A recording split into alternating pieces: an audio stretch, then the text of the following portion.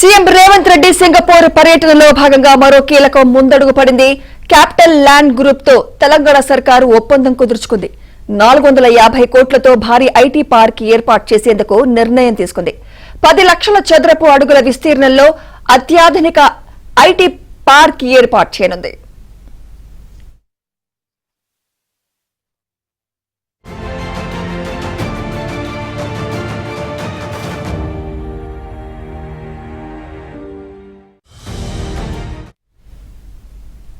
CM Revanth Reddy అధ్యక్షతన జరిగిన సమావేశంలో క్యాపిటల్ ల్యాండ్ కీలక నిర్ణయం ప్రకటించింది.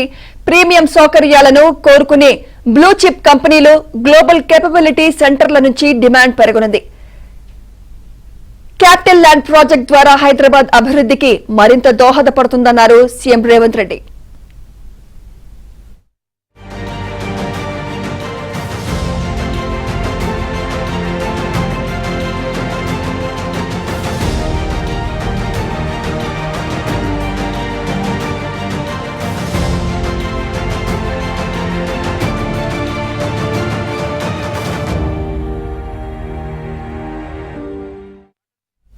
సీఎం రేవంత్ రెడ్డి సింగపూర్ పర్యటనలో భాగంగా మరో కీలక ముందడుగు పడింది.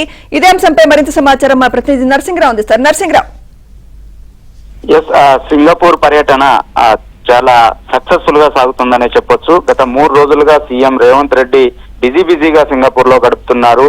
అక్కడి మంత్రులతో సమావేశం అవుతున్నారు, పారిశ్రామికవేత్తలతో సమావేశం అవుతున్నారు. పెట్టుబడుల ఆకర్షణే లక్ష్యంగా ఆయన ఈ టూర్ ని కొనసాగిస్తా ఉన్నారు. అందులో భాగంగా మొదటి రోజు అక్కడి విదేశాంగ మంత్రి వివియన్ బాలకృష్ణన్తో సమావేశమయ్యారు. ఇక్కడి పెట్టుబడుల పైన చర్చలు జరిపారు. నిన్న వాణిజ్య శాఖ మంత్రితో చర్చలు జరిపారు. అదేవిధంగా ఇక్కడ పెట్టుబడుల మీద చర్చించారు. ఇక కొన్ని కంపెనీలతో కూడా పెట్టుబడుల ఆకర్షణ పైన చర్చించారు, పెట్టుబడులను ఆకర్షించారు. నిన్న 3500 కోట్ల పెట్టుబడులను ఆకర్షించినటువంటి ముఖ్యమంత్రి ఈ రోజు ఈ పర్యటనలో మరొక కీలకమైనటువంటి ముందడుగు అయితే పడింది. సింగపూర్ లో ప్రపంచ ప్రసిద్ధిగాంచినటువంటి ఒక కంపెనీ దాదాపుగా 450 కోట్ల పెట్టుబడి పెట్టేందుకు ముందుకొచ్చింది.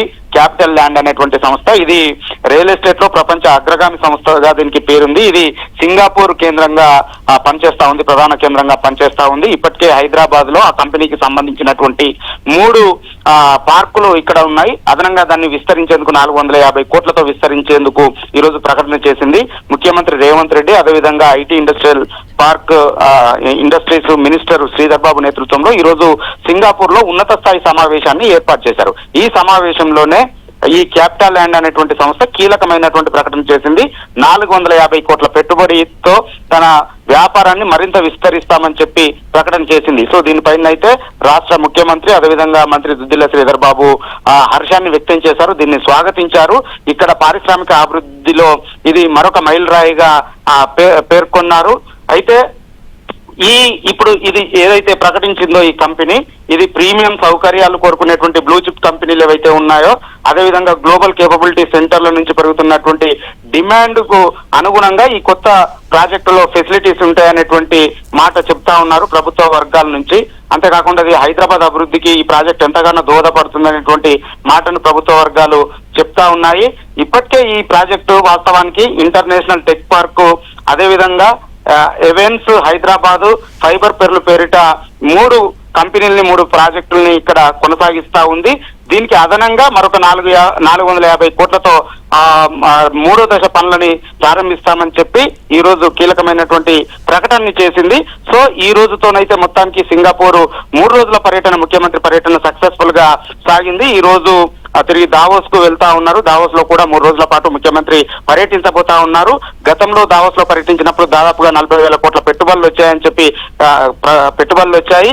ఇక అంతకు మించినటువంటి పెట్టుబడులు ఆకర్షణ ధ్యేయంగా ఇక దావోస్ లో కూడా పర్యటనను ప్రారంభించబోతున్నారనేటువంటి మాటను ప్రభుత్వ వర్గాలు చెప్తా ఉన్నాయి. Right, thank you Narasimharao.